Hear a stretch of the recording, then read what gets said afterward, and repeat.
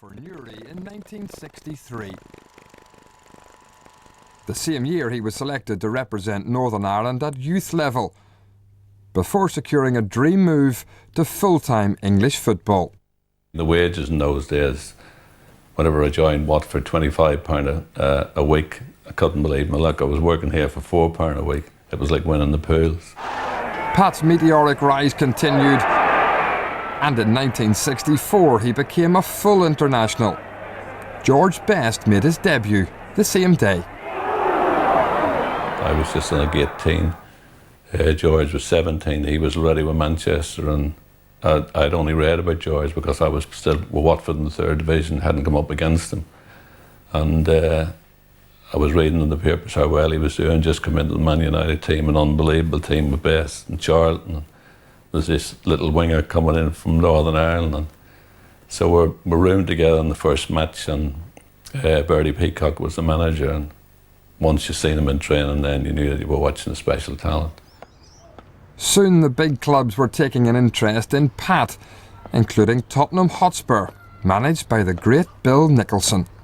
Watford had bought me for 6,000 or something like that, and now I'm being sold to Tottenham for 27,000, 28,000. So I thought there should be a little bit in that for me, and I had the cheek to ask for it at that time. And I came actually back home to Newry. I think it was the first player that Bill Nicholson come to sign that hadn't signed, and actually dragged Bill Nicholson over from England a month later to do the deal here in Ireland.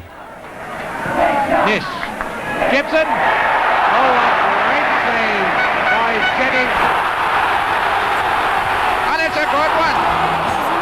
Jennings called to perform very early on. Oh, a great save by Jennings. Best. Oh, is he going to get it? Yes, it looks like it. Great save by Jennings. Around the same time, Pat met a teenage show band singer from his hometown called Eleanor Toner. I was doing Sunday night at the London Palladium, and the Bachelors were on the show. Cliff Richard was on too, I think. It was black and white TV, obviously. Everybody was around our television where we lived, you know, Mummy and Daddy and everybody. All my family were there watching because it was a live show. I was only 19, so it was a big deal to walk out of the London Palladium and sing.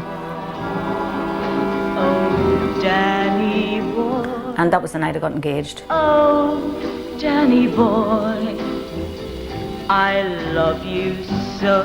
More or less to give publicity to Eleanor at the time. Her agents thought it'd be a good idea. I was playing at Tottenham, be a good idea for publicity for her, so went along with that and got engaged. Married on a Monday in 1967, Pat was back training with Spurs on the Tuesday. He was in the middle of an important season, which ended with a visit to Wembley.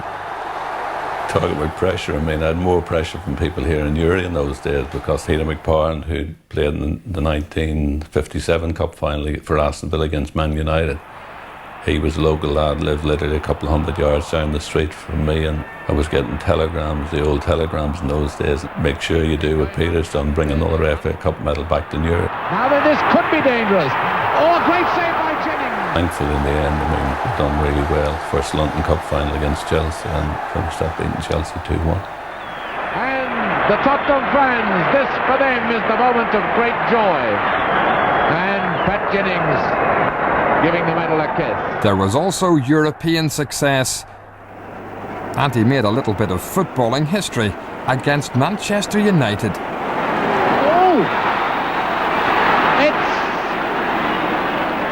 Kenneth Wilson, he was covering the match for BBC television. And Jennings has scored for Tottenham. It took him, it seemed, about a half a minute to work out what was the referee going to give or what was his decision, and nobody had ever done it before. But just one of those magic occasions, I mean, and to be the first player to do it was brilliant. Attention there is now. He has got a fine save by Pat Jennings. But of course it was great saves which made Big Pat his name at Tottenham Hotspur.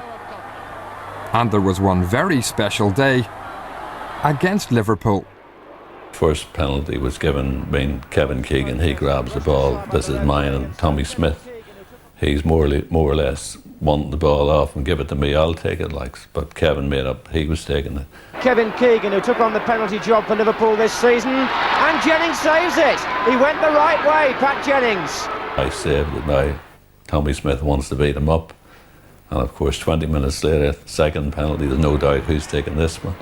So Pat Jennings, who saved in the first half from Kevin Keegan, faces Tommy Smith with 5 minutes to go. And again, brilliant goalkeeping. 2 penalty saves. It's been Liverpool against Jennings, and surely now Jennings has won. You can still see Smith on the floor, on all fours, back on the ground. And the referee, he's got his hands up, waving on, a big smile on his face.